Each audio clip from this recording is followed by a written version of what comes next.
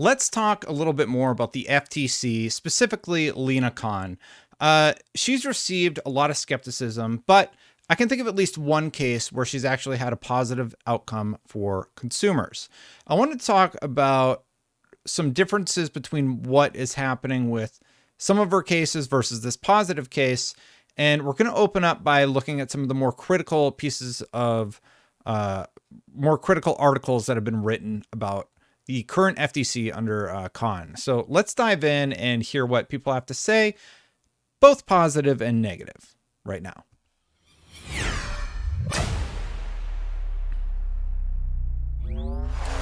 So getting right into it, basically, this article that we're going to start on is negative, and it has a strong opening sentence. Basically, Lena Khan is talking about how she doesn't have sufficient resources to legislators, but then asking for more money.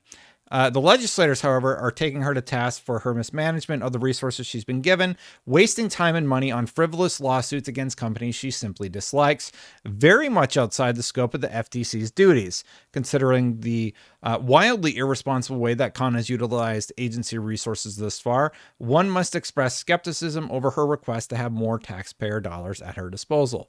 Now, this was written back in September, right? And later on, what would transpire from those additional resources was a case against Epic Games that I think ended up having a net positive. Let's see what happened there. So basically, Lena Khan tweeted the following about the Epic Games case, right? The FTC has taken action against Epic Games, creator of Fortnite, for violating children's privacy and tricking millions of players into making unwanted purchases. Epic will pay a record-breaking $520 million in relief. Now, I haven't actually dove into this story, but I think this is a net positive. It seemed like there was some stuff going on where basically parents didn't have to give consent to allow their kids to play Fortnite and make purchases, and they were getting, just lingering purchases made. This is sort of the type of legislation that seems more positive to me. When something negative happens where somebody is doing things in a way that result in harm to children, I do think it's great that the FTC can step in and make adjustments. So here's what's going to happen. They're going to have to pay $520 million in relief. Epic knew many children were playing Fortnite. They didn't get their parents' consent. And that put children and teens at risk with privacy invasive default settings. Notably, our complaint states that these default settings cause substantial harm and constituted an unfair practice against both kids and teens who aren't otherwise covered under COPPA. I don't know what that is.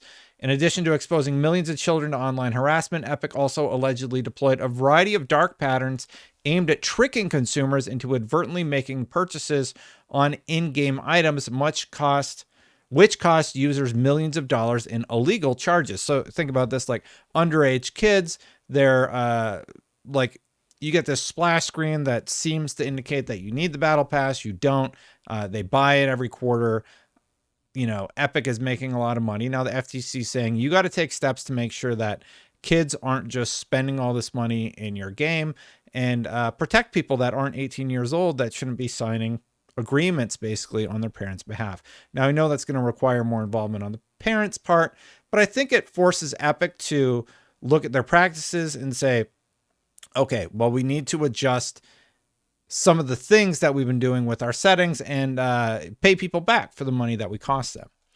Our order with the Justice Department against Epic is the largest penalty ever obtained for violating COPPA or any FTC rule. The orders also require Epic to change its default settings and return millions to consumers manipulated into spending money. Firms cannot put growth in revenue over the safety and privacy of their users, especially children and teens. Our actions today underscore FTC's strong commitment to using all of our tools to protect America's privacy and hold lawbreakers accountable. Now, to me, this seems like a positive story where basically Lena Khan went out. She saw that Epic was doing some stuff that was sort of not great, especially for kids, and the FTC went after them. To me, that seems like a positive. Like if it's quite clearly not allowing teens to exercise their rights or not asking their parents about it, I do think that is a problem. Going back to the original article, though, let's talk about the criticisms levied at Khan and her crew. Basically, take, for instance, the proposed acquisition by Meta to acquire virtual reality fitness game creator Within. Khan overruled her staff and proceeded to block the deal, even though there is plenty of competition in the VR market space. That's more of an example where I don't really understand why she has decided to go against them. And the main conclusion people are making are that, well, okay, Khan does not like Facebook. She doesn't like Microsoft. She doesn't like these big companies kind of doing or making purchases, even though there's actually no harm to competition whatsoever. She sees an opportunity to sue them and hopefully make something stick and get a big W. I believe that is the concern from people. And when we looked at the wording of the Microsoft deal and Activision and Microsoft's response, you can see like terms aren't clearly defined. One of her staff people actually voted against suing, and we'll talk about that in just a second. Before we dive into that, though, if you found this video entertaining, please consider hitting that subscribe button, hitting the bell. We're going to hit 90,000 subs before the new year if subs keep going the way that they have. But I've had this goal of hitting 100,000 subscribers for a long time. And we have blown up in terms of subs the last few weeks. So if 50% of you who are not subscribed hit subscribe right now, I would hit that goal today. And I'll keep saying that until we do it, because half of you aren't subbed. Videos get about 20,000 views on average. So if you hit it right now, we would hit 100,000 very quickly. So thank you to everybody who subbed this far. Let's get back to the story. So basically, talking about Good Suits, the Epic lawsuit, versus some of the other things she's done. This aggressive approach from Khan breaks long-standing norms at the FTC and puts her at odds with her own staff. It's therefore no wonder that since Khan took over the FTC as FTC chair, polling data shows a 34% drop in FTC workers' confidence in their senior leaders, respect for them, and motivation at work. Now, we'll talk about that more in just a second. It also provides an explanation for why an unprecedented number of senior FTC staffers have left the agency since the start of Khan's tenure. Khan's dismissive treatment of her staff has caused her to lose some of her most talented assets at the agency. Now, that's true. Confidence has dropped. She has lost senior staff, and there's a little bit more to dive into it than what's listed here. But here's one of the comments that senior staff said. The agency seems to be moving away from some of these norms, and these changes may undermine the agency's credibility to enforce law and to protect consumers. In the worst case, with ongoing scrutiny of administrative agencies, a departure from these norms could imperil long-term support for the agency itself. That's somebody who left, and that was their outgoing comment. And when you see her suing Facebook for entering the VR market and encouraging health, there's plenty of competition in the VR market. It seems a little bit frivolous to suit that case. To not talk to Microsoft and bring them to court over the Microsoft Activision Blizzard merger seems odd to me. Yes, that's their job and their responsibility to ask questions, but when you won't even talk to the person before bringing them to court, that seems odd. And that's actually a good way to set yourself up for failure. You should at least have that conversation before you go straight to legalities, right? So I'm going to go ahead and move to a different article because I thought it really did an excellent job talking about what this could cause with these lawsuits. So basically, we've talked about the staffers who've left. And let's hear from this other article about the staffers who have left really quick. So staffers air frustration in wake of survey. So basically, in a single year, respondents in that survey who said they have a high level of respect for the FTC senior leadership plummeted from 83% in 2020 to less than half in 2021. Now, anytime there's a big shakeup, that will often happen. People will have a negative view about a company, right? But here's one of the criticisms about her managerial style. My concerns with the agency are that there is a lack of managerial experience and expertise at top because all those senior people have left. That comes out in spending too much time and resources on matters that are relatively less significant. And I think, there's a correlation there to be made with the Microsoft case, at least That's my personal opinion about the Microsoft case. I don't think it should have gone to court yet because they didn't talk to Microsoft. So now they're going to have to talk to Microsoft in court, and it looks not great for them. Like, it looks like they're probably not going to win that case, burning through more money. The total number of employees leading the FTC during Khan's first year is smaller than its in past leadership changes tied to a new administration, but the senior nature of those leaving is unusual. Former and current staff told FTC Watch those senior departures are seen as representing a significant erosion of institutional experience, a loss that creates a risk for the FTC that will cause them to make poor enforcement decisions that, in the hands of a conservative U.S. judiciary, could lead to a bad case law. So there's a concern that with all these people leaving her team, that they could have, frivolous lawsuits that don't make sense and widely be met with more criticism than is going to be good for any industry. But let's talk about Khan and gaming specifically, because the main reason I'm bringing all this up is because I saw somebody talking about this story, and I want to talk about gaming specifically here really quick. There's a really good article over here. This is from WashingtonExaminer.com, and here's what they wrote, and it really made me think about the impact that these cases could have on innovation for the gaming industry. This summer, the FTC sued Meta to block a deal to purchase virtual reality fitness app maker Within. Months later, when the suit finally made its way into a courtroom, the commission sued Microsoft to block its acquisition of video game developer Activision Blizzard, Inc. These suits are only a sign of what's to come. Khan has clearly signaled the commission's intent to disrupt nascent industries by blocking mergers and acquisitions. And the problem with that is, and the main concern is, that could lead to less people even attempting to get in on the industry. If you block any big American company that wants to get in on these industries, you're only going to be left with the current status quo. Nothing's ever going to change. It's only going to be very small companies that are able to make an impact. And you know what's going to happen? Sony's going to buy them. Microsoft's going to buy them. These companies are just going to gobble up all the small companies and then get bigger and bigger. And that is a little bit of a concern because it means that they will be the only ones really doing anything within the industry and not allowing, like, as much as I talk about Tencent and Embracer Group, if they were to acquire like all those dormant IPs that were for sale from Square Enix anyway, right? At least there's a chance that those could come back. Now, if these deals are going to be blocked all the time, people will stop investing in the gaming industry. And the case that this article is making is like, this does seem like a strange one to bring to the courts.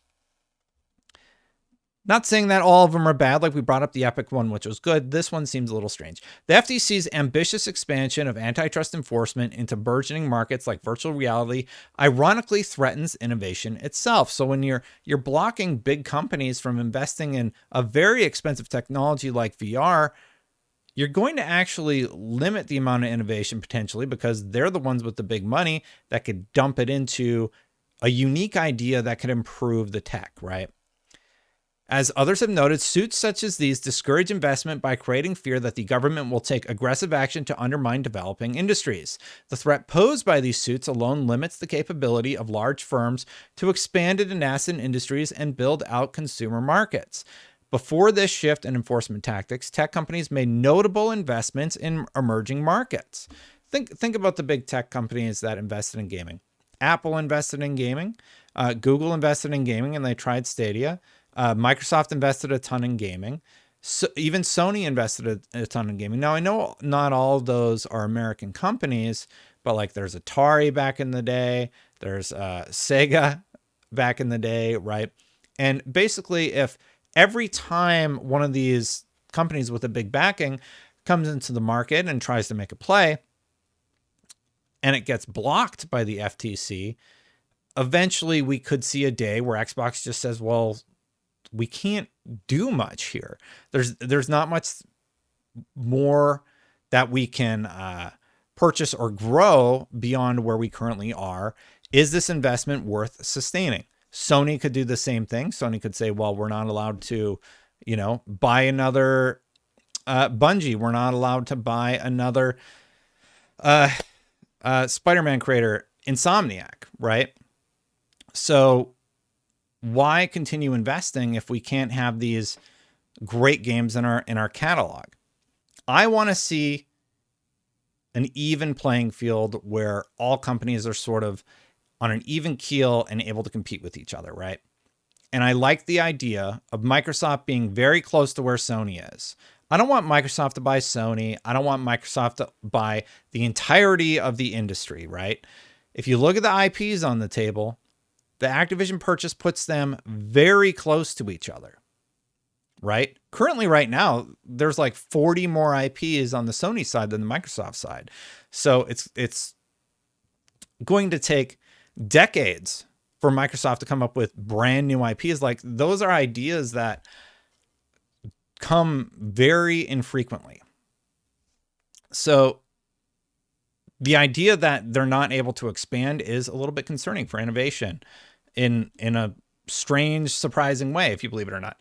Meta, for example, invested billions into expanding the virtual reality space, spawning over 1,000 apps. Because Meta invested in VR, apps were created. Because Microsoft invested in Game Pass, we've gotten a few games over the last few years. We got Tunic, which wouldn't exist without Game Pass. Pentiment exists because of Game Pass. There are other games. Those are just two off the top of my head, right? Smaller titles. Outriders got an initial cash flow from Square. I know that didn't end well, but they were able to create Outriders because of an investment from Microsoft. So that money goes back into the market, and then they're able to create unique IP. So for me, that's sort of exciting. And they use Meta there as an example. Other large tech companies such as Apple, Sony, and Samsung have been notable competitors to early VR leaders, HTC and Valve, competition that has driven innovation in virtual reality headset development. When everybody's trying to make the next cool thing, people innovate, especially when you have people that are either doing it a little bit better, like using the investigation on Microsoft's part to build a better controller. Sony came along. They made a controller that Microsoft said, hey, you're doing some interesting things there. Maybe there's some technology that we could also consider for our controller. That is a perfect example of, in my opinion, competition working to the benefit of the customer. And that's what I hope to see happen more often. But more importantly, these companies have driven down costs to bring VR to a broader consumer market. What was once a few $1,000s to experience is now available for a few hundred, and there is nothing anti-competitive about that. Think about it. Before, you could only buy a game for, you want to use that example back in the day when SNES games were $90. Eventually, the industry settled on $50, $60, right? So it's $60 for a long time. Now it's $70. But it doesn't go sort of crazy. Yes, you can buy different packages within games, and there's different types of gaming structures where you can do free-to-play games, earn those characters by spending time in the game and unlock them, or just purchase them outright. And those have worked quite well. But the barrier to entry for the consumer, for me to play games, has gone down. PlayStation Plus Extra is phenomenal. You get so many PlayStation 4 and PlayStation 5 games. I encourage anybody who's a PlayStation fan, at least get the extra tier. It is such a good value for what you get. Premium, I do think they need to work on. And the same thing with Game Pass. I think Game Pass is a tremendous value. You get 400 games. When I was a kid, I would be over the moon if that was my access to games. I would try new stuff all the time. I still try new stuff all the time. Like, I'm playing through Pentiment. I never would have played Pentiment without this type of service. I really like that Sony has been forced to look at their structure with PlayStation Now and improve it. And Xbox has sort of pushed them there by Game Pass improving. Now, I know Jim Ryan says he's not worried about it. If you're not worried about it, you wouldn't have changed how PlayStation Now works. Maybe he's just putting on a brave face. I don't know what that was about. But anyway, didn't mean for this video to be 20 minutes. The latest strings of suits from the FTC demonstrates a failure to comprehend the full picture of the Commission's ability to disrupt innovation. Moreover, the FTC's novel legal argument face a steep hurdle in the courts. So they're filing these lawsuits that make up terms like Activision said in those documents and don't do a good job of explaining why it's bad. Nobody else has brought Microsoft to court yet. A lot of people are in the phase 2 investigation, but nobody filed a lawsuit except for the FTC. 2 or 3, I know Saudi Arabia approved the deal. I know Brazil approved the deal without restrictions. And the EU and the UK are now taking comments from the general public, right? It's very strange to me that the FTC has filed suit, especially because the suit seems a little frivolous. And the message that might be sending to big tech is stop investing in gaming. None of us want that. PlayStation has partners in tech that invest in gaming chips and hardware because there's a profit margin to be made there. Now, if the FTC starts blocking everything, like nothing happened with the Bungie acquisition, I do think that the Activision Microsoft merger should be investigated, but the investigation has turned up nothing. So I don't believe it should be blocked. That's the thing. There's our personal feelings. Like, even if you're out there and you really don't want Microsoft to buy Activision, I have yet to hear a compelling argument about why that would be bad. I think the gamer lawsuit, where we looked at the gamers' comments about why it would be bad, was the most compelling example of somebody actually coming up with one thing that could negatively impact the industry. That's Activision becoming part of Microsoft, and potentially there could be fewer jobs available on the market. Now, a lot of people in the comments said, well, they're not going to like shut down Activision. You would still work at that branch of Microsoft, and that's true. And the crazy thing is, they talk about the negative. The FTC talks about all the negative impacts about this. You know what I've seen so far? Like, the deal's not even done. And you know what's already happened within Activision? Tons of unionization. Another Activision studio is currently unionizing. World of Warcraft, a Blizzard studio that worked on new World of Warcraft expansion Dragonflight, is the latest trying to make history. We're seeing a ton of unionization at Activision Blizzard, partially because Microsoft wants this deal to go through, and they're saying we're going to allow people to unionize if we let it go through. So if Activision was out there like striking everything down with a hammer, I don't think that they would allow the deal to go through. That would be a bad look. And I think the employees are being very smart. This is the perfect time to do that. So I don't really know what my point is about covering this story. On the one hand, I do think Lena Khan and the FTC did something good with the Epic Games suit. Based on my cursory knowledge of what happened, it seems like they're protecting kids from getting charged when they shouldn't be. But on the other hand, it also does seem like the FTC is going after big tech just for clout, for lack of a better term, for political, for like a big win politically, so they can say, look what we did to their bosses, which is America, right? Like, they have to keep getting taxpayer dollars, and if they don't have big wins, then they're not going to get them. But I don't think the Microsoft suit is structured well, and it looks like a lot of people don't feel like the VR suit was structured very well against Meta. Let me know what you think about all this in the comments below, because I'm a little torn. I think the FTC has a great opportunity to look at practices and say, that should be corrected.